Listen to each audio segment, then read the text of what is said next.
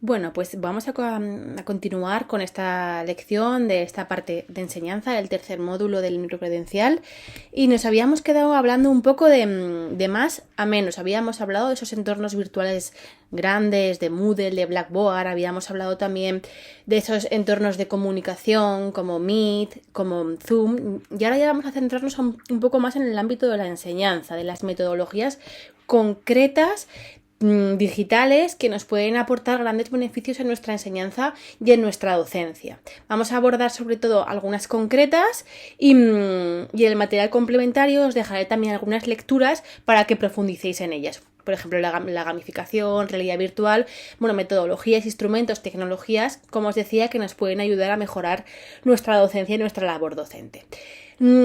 Por recordar un poco las metodologías activas, las metodologías educativas que tienen que ver con la actividad, con la activación, son sobre todo aquellas que ponen en el centro del proceso de enseñanza-aprendizaje al estudiante. No son metodologías pasivas como puede ser una clase magistral, sino que son metodologías que buscan que este estudiante, ese alumno o esa alumna construya experimentando, vivenciando ese aprendizaje, ¿no? De forma autónoma y de forma también personalizada. La mayoría de estas metodologías activas que se trabajan con tecnologías digitales o con entornos virtuales son o tienen el objetivo de poner en ese centro de ese proceso de aprendizaje al estudiante.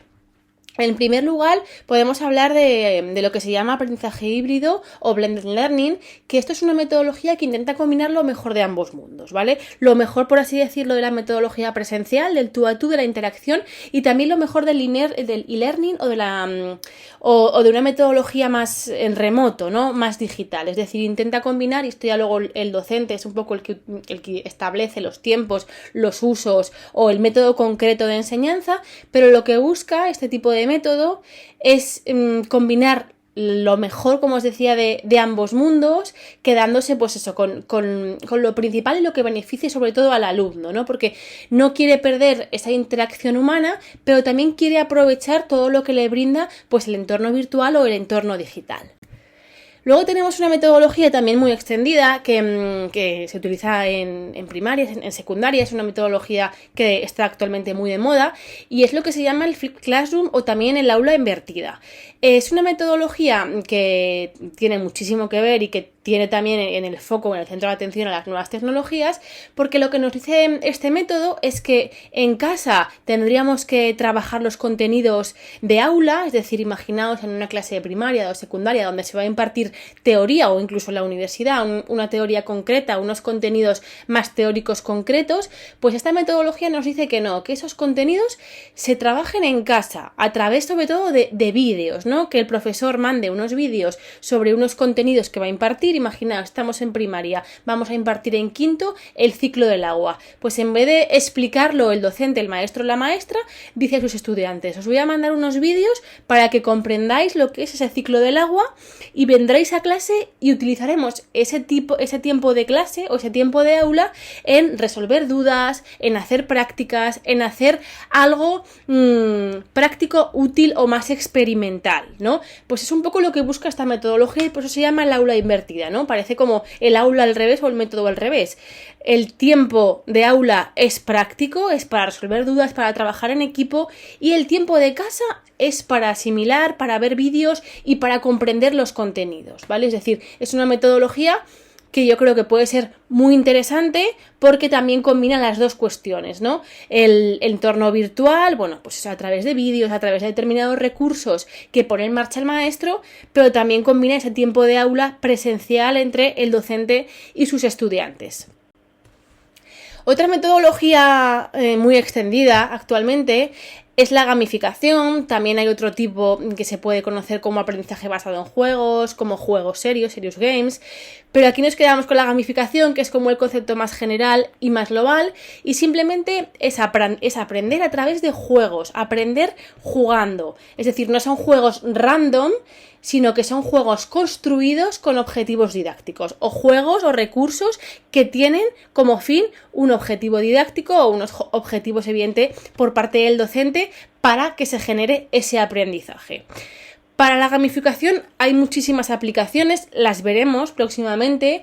Tenemos Quizlet, tenemos Kahoot, Genially, también se pueden hacer juegos de mesa. Es decir, hay un montón de aplicaciones que nos permiten, por un lado, desarrollar esos juegos. Es decir, yo soy docente, voy a Quizlet y voy a hacer un cuestionario, una partida para mis estudiantes. Pero también hay algunas aplicaciones que son directamente para que los estudiantes jueguen o experimenten también este tipo de juegos, ¿vale? También hay juegos de rol, bueno, esto lo iremos viendo también detenidamente. En la carpeta de este módulo de material complementario también os he dejado un artículo sobre gamificación por si a alguien es un tema que le apetece profundizar, que le apetece leer, y yo creo que además es un tema bastante actual y bastante interesante. Y por último también tenemos dos cuestiones que están ahora también como muy en boga: la realidad aumentada y la realidad virtual. La realidad aumentada es simplemente utilizar un tipo de aplicaciones o un tipo de entornos digitales para generar un aumento de la realidad, para que ese contenido, por ejemplo, el cuerpo humano, un animal, se vea desde un punto de vista de aumento. También creo que es muy interesante, por ejemplo, para carreras como medicina, arquitectura, bueno, pues cuestiones que pueden enriquecer muchísimo ese aprendizaje.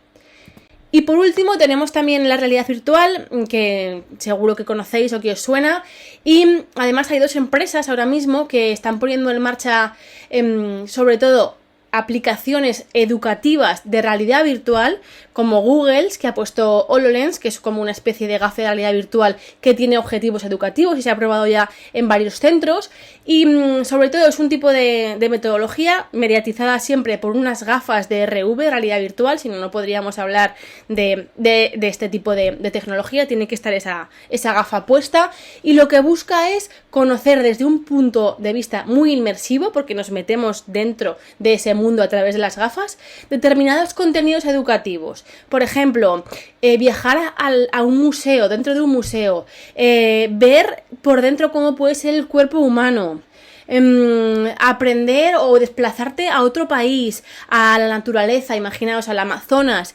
Nos brinda unas posibilidades, la verdad es que alucinantes, porque podemos trasladarnos mediante esas gafas a entornos completamente inmersivos que seríamos incapaces de verlos simplemente con una pantalla tradicional o normal. Nos brindan muchísimas posibilidades, pero es verdad que también han recibido algunas críticas este tipo de gafas o este tipo de metodología que, como os decía, se está probando ya en algunos centros, y hay grandes empresas como Microsoft o como Google que ya están probando estas gafas a nivel educativo. ¿Cuáles son esas críticas? Principalmente que rompen toda interactividad entre humanos, ¿no? Que te dan como una especie de inmersión excesiva en la que a veces no sabes ni dónde te encuentras, en la que cuando te quitas esas gafas no sabes muy bien dónde has estado, dónde estás ahora. Hay esas críticas de que, bueno, quizás es demasiado inmersivo, hay que utilizarlo durante tiempos, yo creo, bastante reducidos, sobre todo con estudiantes o con niños muy pequeños, y la gran crítica es eso, que pierdes como la interacción con el de al lado, con tu compañero o tu compañera. Son las críticas. Yo creo que las posibilidades también son muchas, y como os decía en el primer vídeo, yo creo que todo es cuestión de responsabilidad, de limitación y de pensar críticamente en estas nuevas tecnologías y en estas nuevas aplicaciones.